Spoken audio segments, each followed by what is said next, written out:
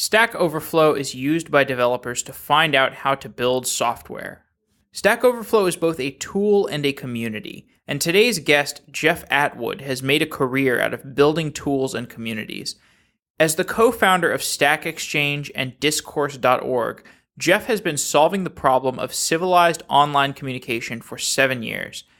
Jeff is also a prominent blogger, and you can read many of his interesting blogs on codinghorror.com. In today's episode of Software Engineering Daily, Jeff Atwood talks about building online communities from the perspective of an engineer as well as a sociologist. But first, let's hear from a sponsor who helps keep Software Engineering Daily with enough resources to avoid Stack Overflow exceptions. Search is the best way to navigate websites and mobile applications. If you don't have a good search experience, your users will look somewhere else. Luckily, there's Algolia. Algolia is a search as a service that delivers fast, intuitive search with an easily integrated API. Developers love Algolia because it is an out-of-the-box search solution with APIs for all the platforms you could need: Rails, Node.js, PHP, Java, and more. Product Hunt, Hacker News, and Periscope all use Algolia to power the crazy fast search on their websites and mobile apps. Last month, applications using Algolia processed over 11 billion search queries, making it one of the most reliable search technologies currently available on the market. Give your users the power to find what they want quickly and easily with Algolia. To try it out and get 2 months of Algolia for free, visit algolia.com/sedaily. Now let's get back to this episode.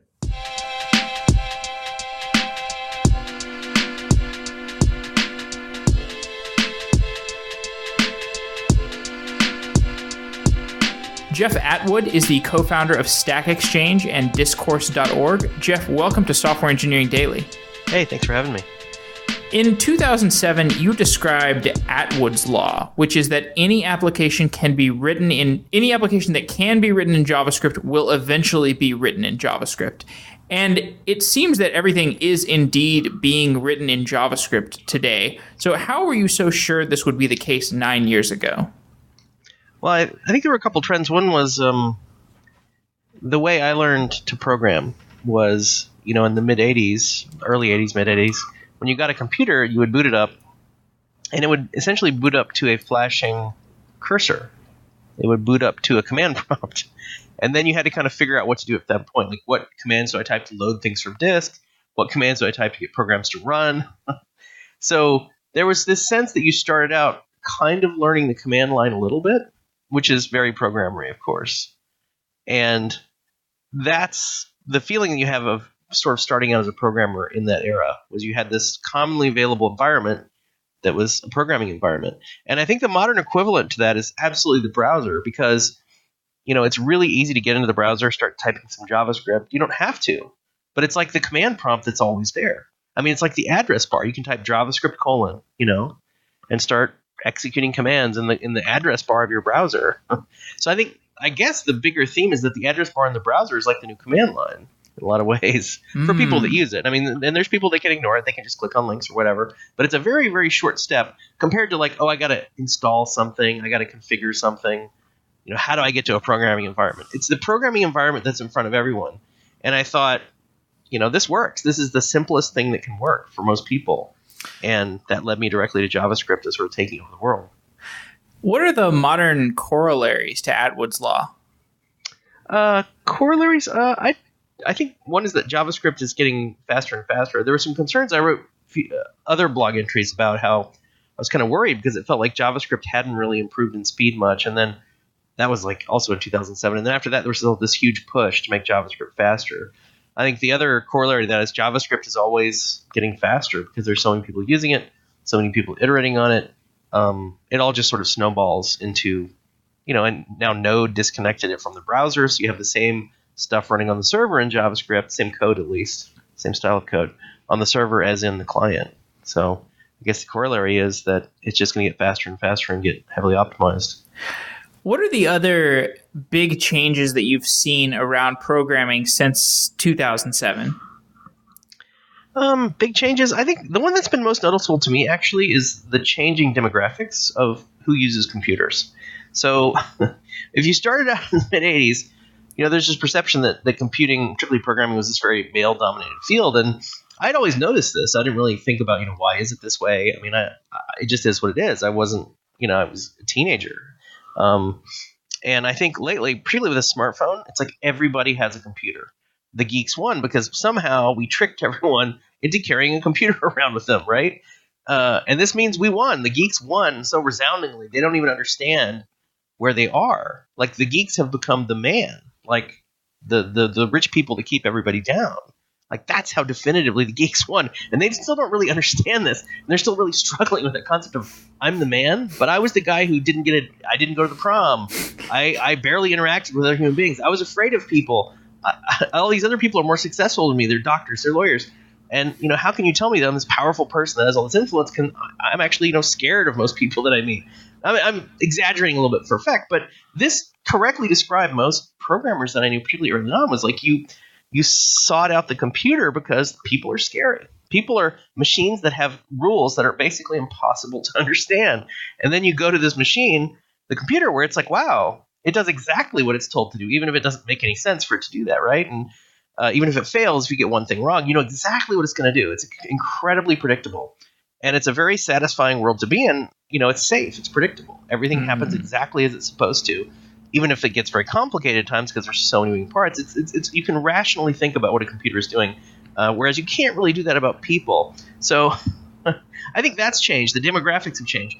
There's so many more women in computing.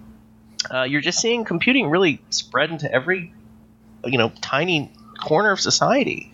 And that's a fairly rapid change because it really started, I would say, only with maybe the third or fourth generation iPhone started to be really big, It wasn't like the minute they introduced the iPhone, the world changed. Like, no, this took time. So maybe by 2011, 2012, we were starting to see that.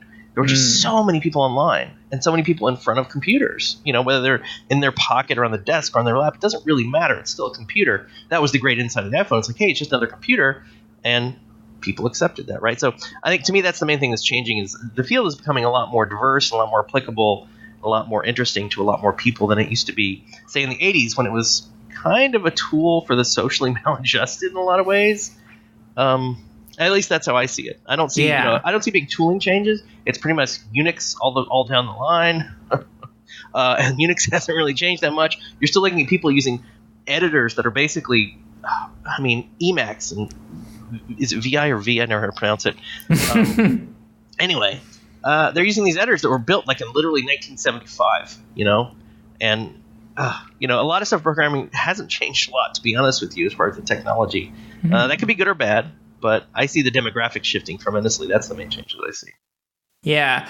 So your newest project is Discourse, which is a free open source forum for civilized discussion. And I want to get to what it is written in and how it's written. But first, let's get into what it is not written in, which is JavaScript. So I'm sure you've been asked this question. Why didn't you write it completely in JavaScript? Well, we kind of did. If you look at one of the main libraries, it's Ember. And Ember is a hardcore client-side, actually extremely complicated client-side programming library. A lot of people reject Ember because they think it's too complicated. So I would say, first of all, that's not entirely true. Oh, okay. A big mass of the app. When you visit a Discourse site, you're delivered a giant ball of JavaScript. That JavaScript then paints everything on the screen. Every time you click a link, the JavaScript retrieves JSON and then re-renders the screen. There is no concept of a traditional page load in Discourse. It doesn't exist. It's a ball of JavaScript that does stuff in the browser. So we did do that. Oh, okay. So I guess I was sort of cribbing from your post from 2013, which is why Ruby, and this was, you were talking about your choice of Ruby over .NET, I guess, for a certain set of core functionalities in Discourse. So it would be the server side, the stuff that's responding, retrieving the data and sending the JSON back. Oh, okay. So what was the roots of the decision to make that in Ruby over .NET? Well, we just needed something that we knew right off the bat this is going to be a fully open source project from the get-go. And .NET, although I love it, is not great for open source because and they've improved. There's actually more stuff that's been open source since I made that decision, but it's not really an optimal environment. It's not the native environment of .NET. It's not the native expectations of the people going into it. It's not the way it was designed. It's just not amenable to a pure open source approach, whereas something like Ruby started out that way, and it's continuing to evolve in that direction. So I felt, choosing .NET would be swimming upstream in a major, major way. And plus, that's just the server side. On the client side, it's hardcore JavaScript. I mean, it's the hardest of hardcore. If you ever talk to anybody that try to program Ember, you'll understand why. It's very complicated to get things going. Can you touch on that in more detail? Like, in what sense is it more complicated? It's building on these abstractions, and some of the abstractions kind of get in the way. I apologize. I probably come off as sounding negative about Ember, but I shouldn't, because we use it and enjoy it. It's a very heavyweight set of abstractions. And sometimes we found that, we kind of longed for a slightly simpler level of abstraction. On the one hand, it makes doing complex things easy, but sometimes you don't need to do complex things and you just want speed. And you can't really do that in Ember. It's hard to just get like pure speed. And the reason this became well, I hesitate to call it a problem, but it's actually a smartphone issue. So smartphones long term are going to become as fast as desktops. This is already happening on the iOS side. It's incredible how fast the iPhone 6s is. I mean, I was blown away by these single-threaded benchmarks for like as good as like low-end Intel Core i3 chips. And I was like, holy cow, that's a major change. So that's great. So we're getting lots of single-threaded speed because that's what you need for JavaScript. JavaScript is not really multi-threaded in any meaningful sense. So it's all about single-threaded performance. It doesn't matter how many cores you throw at it. It'll only go as fast as the fastest core. And on the Android side, there's been some problems, like significant problems. Like Android really hasn't kept up on a couple fronts with Apple and iOS. First of all, single-threaded performance is not good. Like Qualcomm, which is one of the major suppliers to the Android ecosystem, really had a bad year. Like everything they introduced was just not good, or had power problems, or didn't perform well. Net effect being, Apple really leapfrogged Android in terms of raw performance, if that's what you care about. And it matters to us because we're essentially sending down desktop class JavaScript. We're expecting the device to be really, really fast, because I assumed when I started this project that, wow, if you graph the performance of smartphones, they're going to be as fast as desktops. You just look at the graph. There's nothing stopping them. They don't have all this, the desktop hasn't gotten faster really in 5 to 10 years, not meaningfully faster. Well, more like 5 years, but still. So I knew it was coming, so that's what we designed for. And that's worked, except for Android. So we actually needed to heavily re-optimize because of Android. And it gives everyone a better experience, too. Performance is great, But on iOS, you have so much performance that, it's literally ridiculously fast now. It's, comically fast. But on Android, not so much. It's Android, we're seeing, 3 to 5 times slower than we want to be because of just really peculiarities of the platform, both in terms of the processors not really keeping up in meaningful ways, and also on the JavaScript side, there's something weird going on with Android's V8 on Android only, not on desktop. What do you mean? It doesn't. The type of code that Ember is, which is heavily polymorphic and really complex abstractions, it really chokes on badly, to the point that it's 5 times slower than an equivalent iOS device.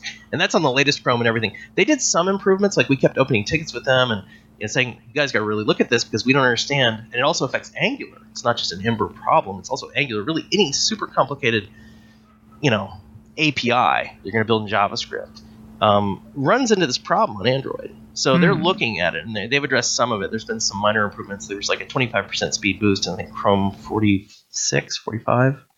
They're on 48 now. So anyway, that's the background. But when I launched Discourse, I was really thinking, what is the world going to look like in 10 years? And how do I build something that will look like a smart choice 10 years from now? And for the most part, I think that's played out well for us, with the exception of the Android stuff I talked about. So given all the effort around React these days, do you think you would have chosen React if you started Discourse today? It's possible. It definitely didn't exist when we started this in sort of late 2012, mid 2012. So it's been a while. I don't think React was around then. I don't know what it looked like. And we knew we wanted to build a very heavy-duty client-side JavaScript app. And at the time, there weren't that many choices. And I like Ember. I think the people who design it are really smart people. Let's see, Wycats, Yehuda, and Tom Dale were sort of the initial people. And I respect them a lot. I think they made some really, really great decisions. But I also think they wanted to abstract a bit more than I would have. There's times when we need to reach down, I don't want to say to the metal, because you're still in JavaScript. To the metal is a ridiculous conceit. When you're talking about JavaScript, you're like 15 layers up in the hierarchy, right? But we're seeing, for example, we rewrote some of our rendering paths because we had to, kind of outside of Ember using virtual DOM. And we see 5x speed up, sometimes 6 or 8x, depending on the device. Yeah. Well, you've been around for long enough to know when something is a new shiny thing and perhaps it is not worth changing or it's not worth chasing. When you look at the proliferation of all these JavaScript frameworks, and it's easy to chase from one to the other and to think, oh, this new thing came out. This is the JavaScript framework to rule them all. How do you, when you look at these different JavaScript frameworks, what do you see in terms of substance, and what do you see in terms of vaporware? I think it's mostly about usage. I don't really think about what are the technical merits of X or Y. I really look at what people have built using X or Y. And I use that as a benchmark to decide whether it's working or not working. For example, like how many websites do you see today built in, say, I don't know, Cold Fusion? I mean, that's the evidence. That's all the evidence you need. It's really evidence of usage. Is what matters. So on the bleeding edge, nobody's using it separate as experiment. And this is one of the reasons we didn't do Node as the client-side language in Discourse, was because I looked at the Node.js ecosystem, which was around at that time, and I thought, you know what? This is so immature that if we start a Node, we're going to have to rewrite the app like 3 times from scratch because everything is going to change. The frameworks aren't there. The structure around it isn't there. It was just going to be this. That was my gut feeling. That's what I think about bleeding edge stuff. You can do it, but you're going to rewrite your app 2-3 times. If that's not something you're comfortable with, then don't choose super bleeding edge stuff. Yeah, so the evolution of the Node ecosystem has been really rapid. How has it compared to the evolution of other widely adopted software ecosystems that you've seen over the years? I mean, I was going to say Java, but Java's maybe not the best analogy since it was kind of had some significant stewardship within a company. Yeah, I mean, what comparisons come to mind?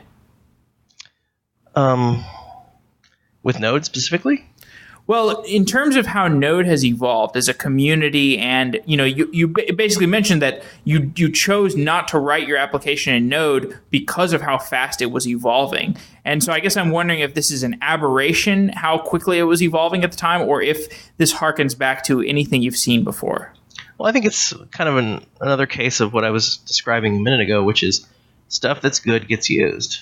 And even stuff that's not good gets used, like, for example, PHP, which is emphatically not good. It gets used a lot. And that's okay, actually. If people are building cool stuff with it, it bodes well for the platform, right? Like, if people are using it, that bodes well for the platform. Quality doesn't have a lot to do with it, but usage really, really does. So I would say in the case of Node, it's a good sign. You're just seeing a lot of people using it. There's a lot of interest. There's a lot of things being built. That's really positive. And I think maybe the thing to look at there is to compare with stuff like Rust and Go. How much momentum they have is really a function of how many people are building stuff with them. And that's a combination of a bunch of factors, which is like how easy is it to get started, how many people can get the platform without too much friction.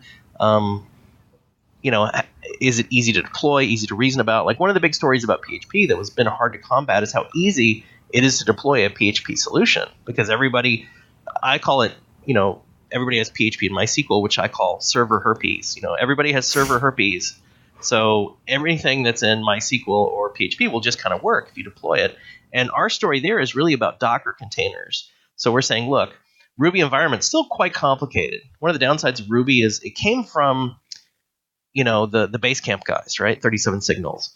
And if you think about their business model and what they do not give any shits about deploying code anywhere, because they don't deploy code.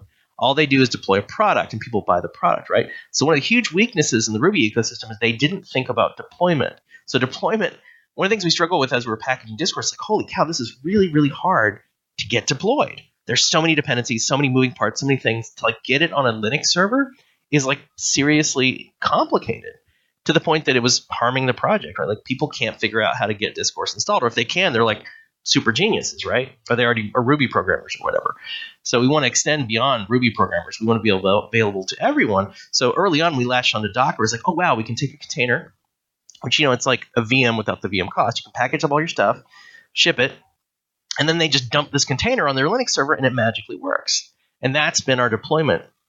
That's been our solution to the deployment problem. And I think that was a smart bet. If you look at, again, the momentum behind Docker of how many people are using it, why are they using it, what kind of results are they getting? We had amazing results with Docker. We went from being a support nightmare where there was 10,000 things that could be wrong on your version of Linux that will prevent us from working. Like, did you have OptiPing installed? Nope. Well, then stuff's going to be broken, right?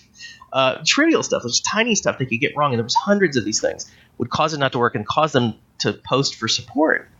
And that overwhelmed us as well. This is like a self-preservation mechanism. At some point, it's like we have to have a system that's simple because our team can't support hundreds of people running into problems trying to set up Discourse. So Docker, is a solution to that particular problem. That's why we used it, and it's worked really, really well. Now it's just, the first question we ask is, are you on the Docker container? And they say no. We're like, can't support you.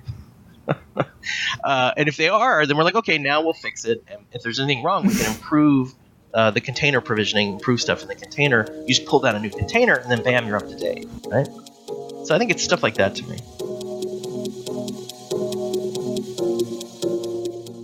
Your company has important projects that need to get done. The iOS app needs to be rewritten for Android. The database needs to be migrated. Your continuous deployment system needs to be built. The website needs a complete redesign, but you don't have enough software engineers and designers to get all this work done. TopTal is here to save you. TopTal gives you exclusive access to the top 3% of freelance talent. Software engineers and designers, from Python to PHP.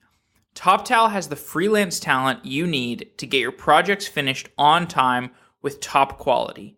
In the past, we had to worry about flaky freelancers with poor communication skills, unreliable internet connections, subpar technical skills, and so on. TopTal screens for these kinds of things and only works with seasoned professionals with tremendous problem-solving skills, personality, and drive. Here's how it works. TopTal's internal team of senior engineers will work with you to understand your project scope and your talent needs, and they will custom match you with just a few hand-picked candidates. This means that whenever you need to add top-shelf talent for a critical project, you can be connected with pre-screened engineers who are hand-picked for your needs. And the results are impressive. TopTal clients conduct just 1.7 interviews for every hire that they make. All you need is to come ready with some decent technical specifications of your project, and TopTal's team of engineers will take care of you from there. If you are looking to add critical talent fast and you need a source you can trust, go to toptal.com/sedaily. You can also send me an email directly at softwareengineeringdaily@gmail.com, and I will personally introduce you to the team at TopTal so that you can learn more. We live in unique times. The nature of work is changing, and more industry-leading companies from Airbnb to JP Morgan are realizing the benefits of scaling quickly and staying flexible by working with elite freelancers. So if you're short on resources for your projects, check out toptal.com/sedaily. Thanks to TopTal for sponsoring the show. Now let's get on with this episode.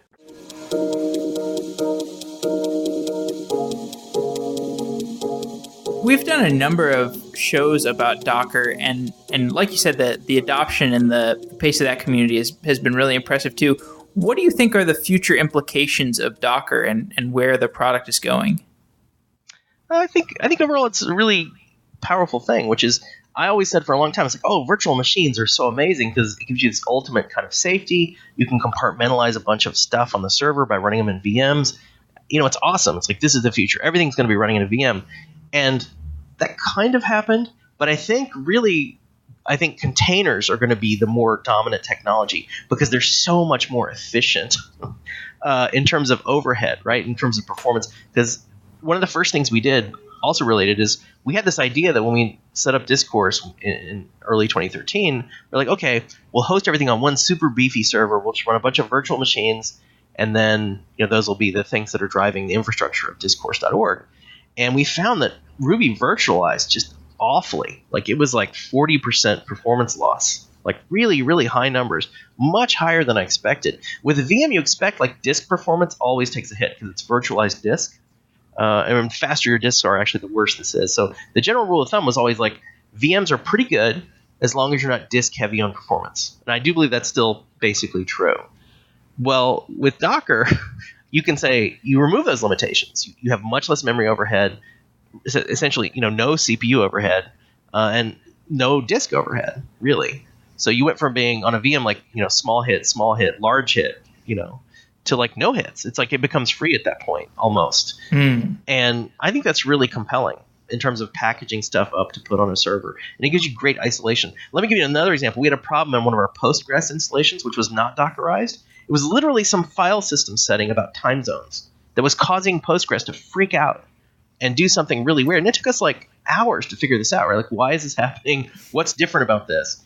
And it was because the base operating system was affecting Postgres in a way that was specific to that machine. So if we put a Docker container out, it wouldn't have cared. It's like, oh, I have my own operating system. I don't care about your operating system. I don't care what your time zone, quirky little time zone, classic Unix weirdness. Some conf file somewhere had some weird setting, right? So we wouldn't have had that problem. The Docker container would just run happily and ignore that.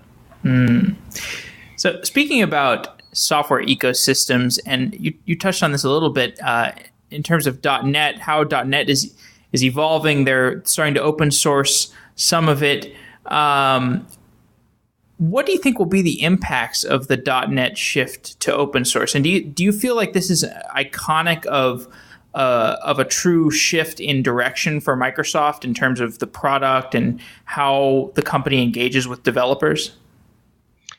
Honestly, I don't think it's going to matter that much because when you start has a huge impact on where you go. And they're starting so late. They're so late to this party. Because if you look at Miguel de Icaza's work on Mono, which was his company that essentially tried to open source .NET without approval from Microsoft. They were like, we really like .NET. It's an amazing language. We just want it to run on Linux. And they just basically started doing that. They basically built up a .NET equivalent. And I remember talking to engineers at Fog Creek that had looked at this because they had a lot of Microsoft code and they were thinking about using .NET for the on-premise stuff when they delivered code to customers that was actually in Mono. And they ran into – this was 5 or 6 years ago, it was a long time ago. But they ran into a lot of subtle problems because it's not exactly the same. So I think there is some value in Microsoft saying, yes, it is now exactly the same. I can guarantee you the same exact behavior on Unix as Windows. That is hugely significant. Because that will enable people to move much easier without dealing with the fact that it's some third-party implementation of .NET that's not it's very, very good, but who can guarantee that it's actually compliant? It's a very, very hard thing to do. So I do think that'll help them in terms of getting flexibility on deployment with .NET. Essentially, it undermines their Windows Server story, which I'm sure they're not happy about, right? Because most of their money comes from the server stuff. And to me, as a programmer, would be like, wow, now I have flexibility to take .NET code and deploy it on cheap, reliable commodity hosting that doesn't cost me, $5,000 per server in software licensing. So they're still actually protected because SQL Server is also ridiculously expensive. Like if you look at, I'm not at Stack Overflow anymore, but one of the things they were really afraid of is SQL Server licensing costs, which are extreme. I mean, they're not Oracle size, but they're kind of like if you have to ask, you can't really afford it kind of levels. And I think the last I heard, they were paying like $500,000 in licensing fees per year on just SQL Server alone. Is that the Microsoft bread and butter these days? I would have to assume so, because the server licenses aren't that expensive. They're not super cheap, but they're not onerous. Whereas if you look at SQL Server, you're just like, wow. You start saying wow when you look at the numbers on how much SQL Server costs. But in its defense, SQL Server is quite good. I mean, it's an amazingly robust database. It does a lot of things right. It doesn't stress me out. I supported, SQL Server from 2008 until, 2012 when I left Stack Exchange. And we spent a lot of time working with the database. And it was mostly a pleasant experience. It did what it was supposed to do. It was fast. There were some quirks, but they were understandable. And it was easy to reason about and think about for the most part. One thing that drove me crazy that I just want to mention this is databases try to predict what's going to happen when they see a query and they're trying to parse the query. Like, okay, what strategy do I choose in terms of indexes for this query? So they have statistics about the database about how many rows, what type of rows, what's going to be fast, what's going to be slow. And usually they got it right, but occasionally they get it deeply wrong, where they look at the stats and they would pick this query strategy that was just catastrophically bad. It would take 5 minutes for the query. Yeah, and you're like, oh my God, why is this happening? Because most of the time this query is fine, but occasionally query just freaks out. So what we found was that you had to skip the optimization step where it was trying to guess what it would be good at because it was guessing wrong. It was guessing wrong, and that it's like a branch misprediction in CPU, right? Like you pay the cost of going all the way back because you made a bad prediction. Well, in the database that gets really bad, but one of the funny terms that I loved is what's called optimize for unknown. So you would add literally optimize for unknown to the end of this query, and it would say, okay, I'm not going to try to guess with my stats, so it's going to be good. I'm just going to assume it's all, I can't guess. I'm just going to use the indexes in the order that I normally would. So I love that. It's like a great life strategy. Always optimize for the unknown. Plan for what might happen. Just think ahead. Think ahead just enough that you're ready for whatever's coming. So yeah. So long story short, I don't know that open sourcing .NET is going to buy them a whole lot. It's going to hurt them a little bit on the server. The history isn't there for community, and the mentality is not there. The people that use .NET don't have an open source mentality, and I think that matters a lot. So, I mean, maybe, but I don't see it changing anything in the near term, but in the next 5 years, really. 3 years ago, you started building Discourse, which is a tool for civilized forum discussion. How has the software development process of building Discourse compared to when you were building Stack Overflow? Well, I think I followed a very similar pattern, which is, it's all remote development. Get a core team of very highly talented people on a very, clear mission statement, and then just start building stuff. I don't know that my approach has really changed all that much. One thing that does affect us is in the Microsoft world, you kind of gravitate towards big iron for a couple different reasons. One is licensing. The other is that's kind of what Windows is best at. Windows is not awesome if you want to have a fleet of 500 machines. That's kind of a big pain in the butt on Windows. You'd much rather have 5 really awesome machines. And that's kind of how we ran Stack for a long time, was just get fairly powerful machines. And it's .NET, so it's compiled code. And, SQL Server is super efficient. So, you didn't need, massive amounts of speed to get really good performance, as long as you were careful and didn't make too many, programming boo-boos that make your performance suck. You had really nice performance out of the box. But you didn't need a lot of servers for a variety of reasons. Whereas on the Linux side, you need a lot of servers because redundancy, performance on Ruby is, it's okay. It's not awesome. So, you really need a lot of servers and pretty fast servers. And I kind of didn't anticipate how much sysadmin overhead there would be on the Linux side. I guess that's it's kind of we're falling into the cliche. The cliche is of Linux is free if your time is worthless. It's kind of an overstatement, but there is some truth there, because I found stuff that was really simple in Windows. I'm like, first of all, it's a problem because I don't really know Linux. I've been learning, but it's just surprising, how difficult some of that stuff can be and how quirky it can be in terms of all these different open source things working together. And there's a lot of quirks, and, open source is just broken a lot of the time. That's the reality. It's not good. It's not bad. It's just the way it is. And it's free, right? You're supposed to help fix it. And I'm totally down with that. We've submitted so many patches upstream to Ruby, to Rails, to Docker, a lot of tools that we touch. If we fix something, we contribute it back, which is what you're supposed to do. But you have to have this expectation of, in the Microsoft world, if it wasn't broken, it's well, that evil Microsoft is keeping us down.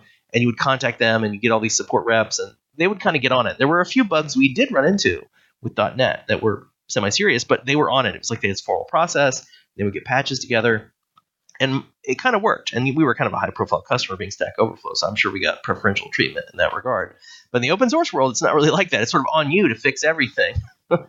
There's nobody there to help you fix all this stuff that's broken. So you need really talented sysadmins, very, very talented. I think that's the main thing that I've run into in Discourse is I vastly underestimated the skill and depth we would need on the sysadmin side. On the Microsoft side, we could get by just by being what they call DevOps, programmers who know enough sysadmin stuff to be dangerous, right? And that pretty much worked. I don't think that works at all on the Linux side. If you have programmers that don't know Linux, you're going to be in trouble on a Linux infrastructure because there's a lot of quirky little things that come up, and you should just plan accordingly for that. That to me is the number one finding I had for the difference of the two projects. Speaking of infrastructure, in 2012, you wrote a post about running Discourse on your own servers rather than using AWS. Are you still running on your own servers? Yeah, we are. So our new strategy is really two things. I have a great blog post about that. You can reference it in the show notes if you want, about like why would you build versus buy. And the first reason is because co-location is insanely cheap now. I mean, like ridiculously cheap. I was shocked how cheap co-location is. You get a ton of bandwidth, essentially unmetered, and like a full rack for basically $600 per month. That's nothing. And I think the main reason to do it is really if you're a control freak, it's good. If you want a lot of performance, like super high-end performance, which we did, it's good.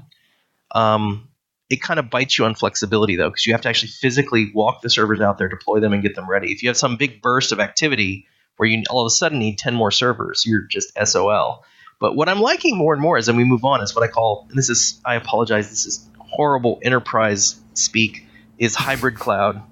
But I really think hybrid cloud is a strong concept because what it lets you do is put most of your stuff on your core servers.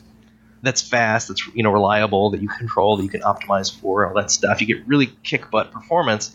But then when you get pushed over, you need flexibility. You put some stuff in the cloud and then move it back and forth depending on where it's going. Like one of the things we're thinking about at Discourse is eventually, I've got to work out the economics of this, but free trials that are provisioned in the cloud so they're not risky to us. So like if Justin Bieber signs up for a free Discourse and gets 1 billion users, like it's not going to take down our whole infrastructure. That was a real risk for us, right? But if you do it in the cloud, it becomes someone else's problem, which is kind of nice when you're dealing with unknowns, which is you don't know what kind of people are going to sign up for this hypothetically free. I'm not announcing that, by the way. I'm just saying we're thinking about it. But hybrid cloud is a really strong candidate for that scenario, right? Because once they deploy in the cloud, they're happy, they work. You move them over to your infrastructure, you get a big boost in performance, right? Because it's like the machine is going to be 3 times faster than what you could spin up at Amazon without paying like thousands of dollars for the privilege, right? So I like hybrid cloud. And then for geographical diversity, if a customer comes to us and says, "Hey, I like Discourse, but I don't. What happens if there's a giant earthquake in California?" My answer is, well, if that happens, then we're all pretty fucked because we don't have any other data centers, right? So I could say, well, what we can do for you? We'll have one server in our main data center. That'll be a primary server. We'll have a replica in the cloud. It'll be, live streaming the data or whatever. We'll work out some method of keeping it up to date, which is, we're getting pretty close to that right now in our infrastructure internally. And then if something happens in California, bam, everything switches over to, AWS. And then you're good. So we have a live hot backup story that's geographically diverse without crippling our performance and also without paying through the nose for these really fast instances on Amazon. So I'm very bullish on co-location at this point, but I'm also very bullish on in the future doing more and more stuff with the cloud to sort of augment what we have now. With that in mind, do you have a good idea for how the different cloud service providers like AWS and Azure and DigitalOcean, how do these compare on features and cost? There's a bunch of information out there on this. I don't know that I'm exactly the best person to speak on. Oh, okay. I can tell you that one of the reasons we got into DigitalOcean, and again, you kind of watch what people do. There's 2 ways to observe people. 3. One is to theorize about what people might do. Doesn't work very well. The other is to ask them what they want to do. This also, in my experience, works okay, but it's not really that great. And the best one is to observe what they actually do. Because that will tell you where the money is actually going and what actually works and what doesn't work. I mean, this is really complementary. The other things I just said to you about like who's using what is the best measure of success, right? So we noticed a lot of people are saying, "Hey, I want to set up on DigitalOcean." And we were like, wow, I've never heard of DigitalOcean. And we looked at it, and the reason they like it is because it had awesome UI. It was very fast. It was very inexpensive for what you got compared to AWS and stuff. So I think these companies are all competing with each other, which is good because we want people to be able to deploy Discourse. And Discourse still has fairly high requirements. As we pushed it down to 1 gig of memory, single core, dual core slightly better, but single core is no problem. Reasonably modern single core, not something from like 2008. And then like 5 gigs of disk space. So that's still basically $10 a month. The best you're going to do for a VPS, something that's Docker compatible, a virtual private server where you can put a Docker container, it's about $10 a month. So would I like it to be $5 a month? Sure. Am I going to cripple my product to make it work in less memory than that? Because we got to load Postgres, Redis, Ruby, Unicorn. I'm probably forgetting some, Sidekick, which is like a scheduling thing. 5 things have to load that memory, right? And they have to work. So this isn't really a low-end solution. But what I'm banking on is that over time, the cloud's going to get a lot cheaper, a lot faster, right? And give you more for the same amount of money. So there's definitely some competition, which is why we saw people pushing us towards DigitalOcean. So I kind of just watch it what the community is doing, what they're telling us they want, and that's when the winners kind of emerge. If people are using it, they're winning. If people aren't using it, then they're not winning. What is the most difficult engineering challenge you have right now at Discourse? It's definitely sysadmin, as I mentioned earlier, because we have so many machines, and we're also a hosting company. To be fair, Stack Overflow was not a hosting company. We had one product that had to run, right? And it wasn't really customer facing in terms of, other people weren't setting up Stack Overflows themselves, right? So I think it's a more difficult scenario to start with. And also we just need a lot more machines to do it. They're still cheap machines. I mean, these machines are amazing values for the money. Again, compared to the cloud, what you would get, these are off the charts in terms of performance and availability and stuff.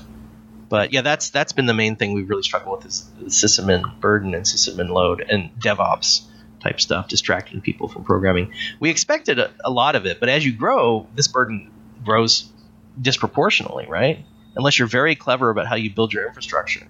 How does provisioning work? How does hosting work? How do you manage load on each server? How do you move stuff around? Like we had some denial of service attacks, like distributed DDoS attacks. So we have to figure out how do we deal with that. Very little of my problems have to do with actual code. Even when I was building Stack Overflow, very few of our problems were code-related problems.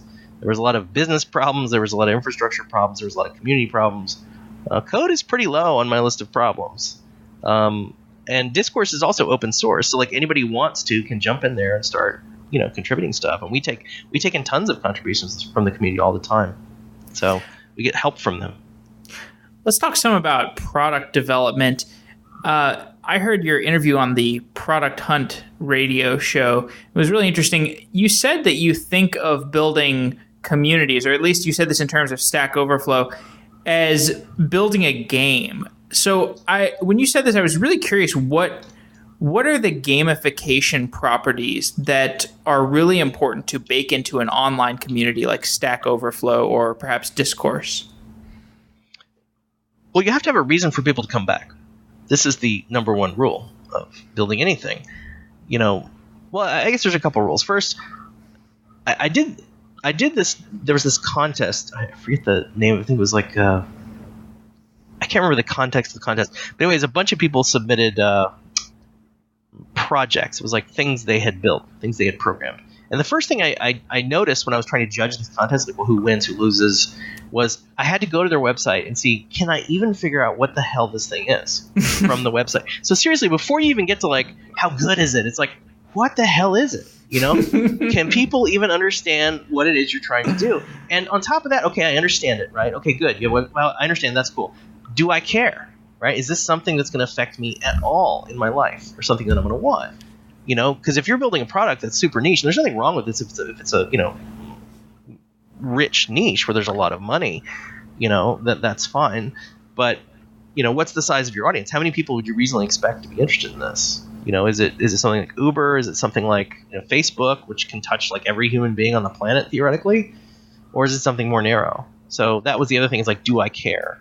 And then also, can they convince me that I care? There's a little bit of salesmanship there about like, okay, I understand what it is.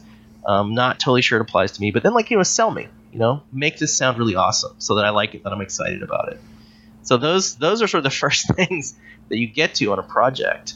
And you're immediately in trouble when you're explaining stuff to people and their eyes just kind of glaze over. Like, oh, okay. All right. That's great. First of all, you have to be excited, right? You have to communicate that excitement to other people and convince them that this is something that they want.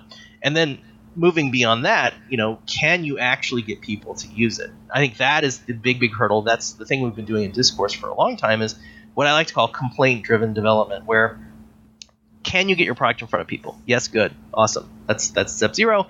Step 1 is, what are they complaining about when they use your product? Okay, and how adept are you at addressing those complaints? Because there's really two classes of complaints. There's complaints that are, not really related to your product, but related to something else. And then there's complaints that really are about you need to fundamentally improve your product so people don't need to complain about this because they understand it and it's clear and it's simple to them and it works. So there's this tight feedback loop on complaint-driven development. It's like take the top 3 things that people are complaining about and resolve them. Let me give you some simple, dumb examples that we ran into on Discourse. And these are ridiculous. Like, we should have thought of this stuff. In all these cases, we're idiots because we didn't think about this before our customers were telling us. But our customers were telling us stuff that mattered that we should have thought of. For example, one that didn't come to us early on was, you have a Discourse subscription, so you have a billing profile, and your credit card expires or it's stolen or something happens to your credit card. You need to change your credit card, right? So every time this happened, they would have to actually email us because we were so dumb at product development. We didn't realize you need a big button that says change your credit card, like a UI for changing your credit card. So we were handling all that manually. And we realized after a while, it's like, wow, we get a lot of requests to change credit card. This is annoying. We should have really built that function into the site, right? So not just on the billing side, but also on the product side. Like when people complain about a feature, like, I don't really understand this. They're not really complaining. They're asking, like, I don't understand how this works. You find yourself explaining over and over certain things about the product. It's because you designed it wrong. It's not because your customers are idiots. It's because you're an idiot.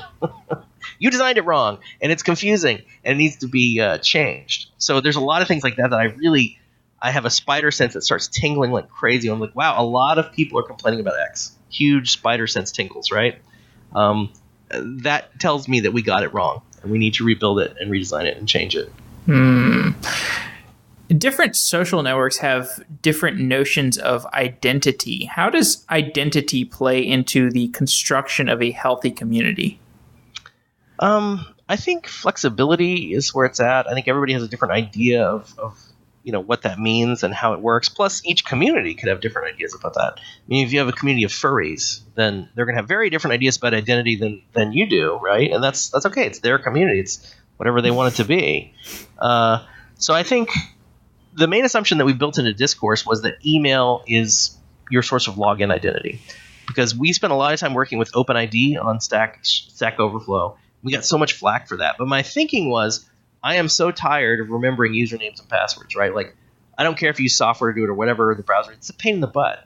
And, like, OpenID was a way to solve that by saying, I'll use my OpenID to log into 50 different websites. Now I don't need 50 different usernames and passwords. I just use my OpenID, which unlocks those 50 sites for me. And that's a great concept. It's a very powerful concept. And I think it's kind of playing out that way in terms of Google, log in with Google, log in with Facebook, log in with Twitter. That becomes your skeleton key to a bunch of other sites. Like, I log in with Twitter, and then I'm in, and I don't have to remember username and password. I don't have to remember my Twitter username and password. And that's great. But OpenID made a very critical mistake, which is they assumed that having a URL be your identity, a website as your identity, could work. And we found repeatedly that it didn't work because it's really confusing. Like, not everybody thinks, this is my web page, this is who I am. That's a really alien concept to people.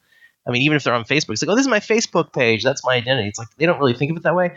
Whereas if you say, hey, your email is your identity, it's like, well, of course, that's where I get all my email. When I forget my password, guess what happens? I send a forgot password request, and then the email arrives telling me what my password was. So email equals identity. That was such a pain in the butt with OpenID, and essentially killed it, in my opinion. Was this central flawed assumption that users are okay with URL as an identity, and they really weren't. It didn't work. Well, in Discourse, we went the opposite direction. Said, look, email is identity. I don't care if you have 5 emails. I understand that. But you have to pick one, and that's your identity. When you sign in with Discourse, you're signing in with that email address. And then if you forget your password, it gets sent to that same email. So there's a very close association between those two topics. Plus, we do the social login. Of course, Google, Twitter, Facebook, GitHub. I think there's even one for Steam and so on. So I heard an interview, that interview with you on the Product Hunt podcast, and you talked about a fear that Facebook would be too much of a walled garden eventually, and that there's a sense of lock-in in the identity system that something like Facebook establishes. Given your time on the internet, your experience with the way that communities develop, what are the potential risks associated with centralizing the identity login system of the internet? Well, I think it's partial centralization is what I'm a fan of. The idea that you can log in with Google, I can log in with Twitter, I can log in with Facebook. Like there's this Coke Pepsi type dichotomy, right? It's not there's one drink, the Uber drink that everybody drinks, Soylent or whatever. Soylent, by the way, is a customer. I love Soylent. So I'm saying nice things about our customers. I used to use the Soylent Discourse. Oh yeah, nice. I made my own Soylent in college. It was crazy. Yeah, no, that's a great community. That's actually an example of a really strong type of community that I think that's why we wrote Discourse, is for communities like that. Yeah. So, you want sort of not one bucket, but several buckets, I think is the compromise that I think works. You don't want 10,000 buckets, because who can keep track of that in their brain in terms of identity? Like if you open your wallet right now, like literally right now, open your wallet and take out all your forms of identity. How many do you think you would have? 5, 6? And they're different types, right? One's like a library card. Probably 4. One's like your driver's license. So they have different levels of security associated with them. One's like, your convenience card for the supermarket, right? Yeah, BCBS. Yeah, exactly. So you don't care so much if that gets compromised, right? So you have some choices. That's what I'm getting at. You as a user need choices like which form of identity do I use? How secure? Like if I'm logging into my bank, it needs to be the best one I can think of, which for me is kind of Google. I trust Google to the hilt. I mean, NSA stuff aside, I actually really trust Google in terms of doing everything correctly, not getting compromised, teaching me the right things to do, forcing the receiving entities to do the right thing.